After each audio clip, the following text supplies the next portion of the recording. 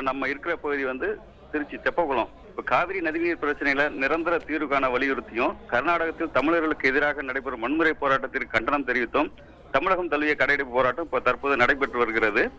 திருச்சி மாவட்டத்தில் உள்ள பெரும்பாலான கடைகள், வர்த்தக நிறுவனங்கள் அடைக்கப்பட்டுள்ளன. திருச்சி மாநகரத்தின் அடையாளமாக விளங்கும் காந்தி மார்க்கெட் பகுதி வந்து முக்கியமான பகுதி. அப்ப எப்ப பார்த்தாலும் இந்நேரமா அதுல வந்து கூட்டம் இருந்துகிட்டே இருக்கும். காந்தி மார்க்கெட் உள்ள கடைகள் அனைத்தும் மூடப்பட்டு விட்டன.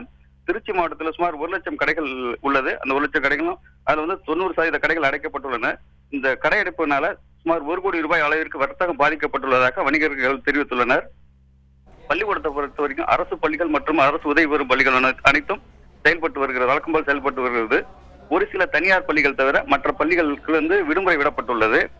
இப்ப அரசு பேருந்துகள் அனைத்தும் வந்து வழக்கம் போல இயக்கப்படுது. தமிழகத்தின் அனைத்து பகுதிகளுக்கும் திருச்சியிலிருந்து போகுது. அனைத்து பேருந்துகளும் இயக்கப்பட்டு வருகிறது. ஆயினும் அந்த தனியார் பள்ளிகள், இப்ப தனியார் பேருந்துகள் பார்த்தா தனியார் பேருந்து ஒரு 50% தான் ஓடிக்கிட்டு இருக்கு. மற்றதெல்லாம் அங்கங்க நிறுத்தி வச்சிருக்காங்க. அதே மாதிரி ஆட்டோவை பாத்தீங்கன்னா ஆட்டோவும் 50% ஆட்டோக்கள் வந்து ஓடிக்கிட்டு இருக்கு. காலையில கொஞ்சம் குறைய ஓடி இருந்துச்சு, இப்போ கொஞ்சம் அதிகமா ஓடிக்கிட்டு இருக்கு ஆட்டோவை பொறுத்த வரைக்கும். திருச்சி மாவட்டத்தில் உள்ள 300க்கும் மேற்பட்ட பெட்ரோல் பங்குகள் அனைத்துமே அடைக்கப்பட்டுள்ளது. இப்ப போராட்டங்கள் வந்து நிறைய நடந்துட்டு இருக்கு. திருச்சி மத்திய பேருந்து நிலையம் வந்து திமுக முன்னாள் அமைச்சரும் திருச்சி மேற்கு தொகுதி எம்எல்ஏவுமான நேரு தலைமையில ஆர்ப்பாட்டம் நடைபெற்றது. இதில் தேசிய தென்னிந்திய நதிகள் இணைப்பு விவசாய சங்கத்தினரும் கலந்துக்கிட்டு இந்த ஆர்ப்பாட்டத்தில் பங்கேற்றனர். சாலை முறையில் ஈடுபட முயன்ற போது அவர்கள் கைது செய்யப்பட்டனர். அதே போன்று திருச்சி ஜங்ஷன் ரயில் நிலையத்தில் வந்து மதிமுக பொதுச் செயலாளர் வைகோ தனது ஆதரவாளர் தனது கட்சியினர் 300 பேருடன் வந்து ரயில் மறியல் போராட்டத்தில் ஈடுபட முயன்ற போது அவரை போலீசார் கைது செய்தனர். அதே போன்று சமயபுரம் டோல்கேட்டு உறையூர் பகுதியில் பல்வேறு பகுதிகள் வந்து போராட்டங்கள் ஆர்ப்பாட்டங்கள் நடந்துகிட்டு தான் வருது. விடுதலை சிறுத்தைகள் கட்சியினரும் போராட்டத்தில் ஈடுபட்டனர். அதே போன்று கம்யூனிஸ்ட் கட்சியினர் போராட்டத்தில் ஈடுபட்டனர். அவர்கள் அனைவரும் கைது செய்யப்பட்டுள்ளனர். இப்ப திருச்சியின் மைய பகுதியாக இருக்குது பாத்தீங்கன்னா சின்ன கடை வீதி, பெரிய கடை வீதி. இந்த 2 வீதியில் எப்பயும் 24 மணி நேரம் மக்கள் நடமாட்டம் இருந்துகிட்டே இருக்கும். ஜனசந்தடி மிக்க வீதிகள் இதெல்லாம். இன்னைக்கு பாத்தீங்கன்னாக்க வெறிச்சோடி கிடக்கு. கடைகள் அனைத்துமே பூட்டப்பட்டுள்ளது. அதனால இப்ப மக்கள் நடமாட்டம் இல்லாம வெறிச்சோடி கிடக்கு.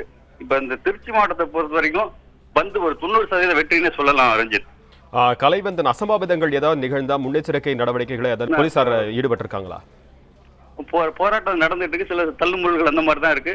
பெரிய விதத்துல திருச்சியை பொறுத்த வரைக்கும் பெரிய விதத்துல அசம்பாவிதம்லாம் ஒண்ணும் இல்லை.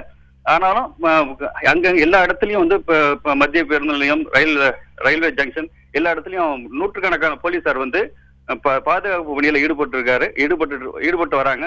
இந்த நிமிஷம் வரைக்கும் எந்த ஒரு அசம்பாவிதமும் நடக்கல. ரஞ்சித், அரசு பள்ளிகள் வந்து இன்னைக்கு இயங்கும்னு சொல்லிட்டு அரசு உத்தரவு பிறப்பிச்சிருக்கு. தனியார் பள்ளிகள்லாம் எந்த அளவுக்கு இயங்கிட்டு இருக்கு? மாணவர்கள்லாம் போயிட்டு வராங்களா? மாணவர்கள் காலையில இருந்து அவங்களுக்கு ஒரு குழப்பம் இருந்துட்டு, காலையில இருந்து ஒரு குழப்பம், பள்ளிக்கூடம் உண்டா, பள்ளிகள் செயல்படாதுங்கிற ஒரு குழப்பம் அவங்கள்ட்ட இருந்துட்டு இருந்துச்சு.